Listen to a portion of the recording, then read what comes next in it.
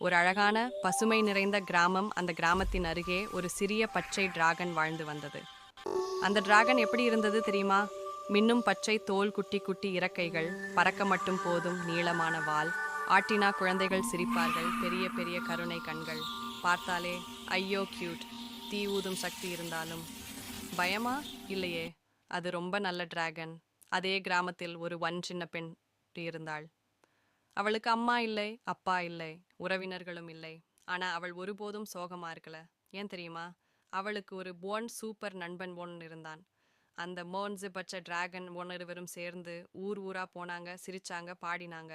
காயப்பட்ட மக்களுக்கு உதவி, தாகப்பட்ட விலங்குகளுக்கு, தண்ணீர் வாடிய செடிகளுக்கு மழை டிராகன் கொஞ்சம் தீ ஊதி செடிகளை வளர வைக்கும். சிறுமி சிரிச்சுக்கிட்டே பூக்களை பறிப்பாள்.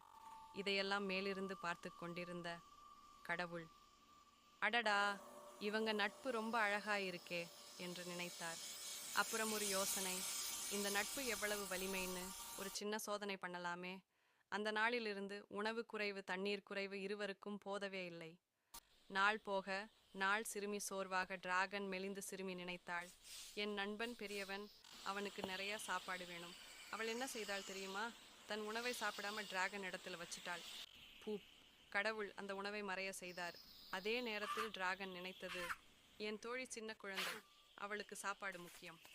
அவனும் தன் உணவை அவள் இடத்தில் வைத்தது. பூப், அதையும் கடவுள் மறைத்தார். இருவரும் நினைத்தாங்க, என் நண்பன் நல்லா சாப்பிட்டு இருப்பான், அவன் நீண்ட நாள் வாழ்வான். ஒரு நாள் இருவரும் ரொம்ப பலவீனமா இருந்தாங்க. சிறுமி சொன்னாள், நண்பா, சாப்பாடு உனக்கு போதலையா? ஆரம்பத்திலிருந்தே நான் என் சாப்பாட்டை உனக்கே கொடுத்தேன். டிராகன் ஆச்சரியமா பார்த்து சொன்னது, என்ன? நானும் என் சாப்பாட்டை உன்னிடத்தில் வச்சேன். இருவரும் அதிர்ச்சியில் உறைந்தார்கள். சிறுமி மெதுவா சிரிச்சு சொன்னாள், சரி நண்பா, நம்ம வாழ்க்கையின் முடிவும் அழகா இருக்கட்டும். அந்த நொடியில் ஒளியுடன் கடவுள் தோன்றினார். அவர் சிரிச்சுக்கிட்டே சொன்னார், அடடா, என்ன ஒரு நட்பு! உங்களை பார்த்து எனக்கே பொறாமை வந்துச்சு. அவர் எல்லாத்தையும் விளக்கினார். இது ஒரு சோதனைன்னு. உடனே இருவருக்கும் உடல் நலம் திரும்பியது. சக்தி வந்தது. முகத்தில் பெரிய சிரிப்பு. கடவுள் சொன்னார், நீங்கள் இருவரும் 100 ஆண்டுகள் ஆரோக்கியமாக 100 ஆண்டுகள் ஆரோக்கியமாக வாழுங்கள். உலகத்திற்கு நல்லது செய்யுங்கள். 100 ஆண்டுகளுக்கு பிறகு என்னுடன் நண்பர்களாக வாழ வாருங்கள். அந்த நாளிலிருந்து அந்த சிறுமியும் அந்த பச்சை டிராகனும் வழி உலகம் முழுவதும் நட்பின் உதாரணமாக வாழ்ந்தார்கள்.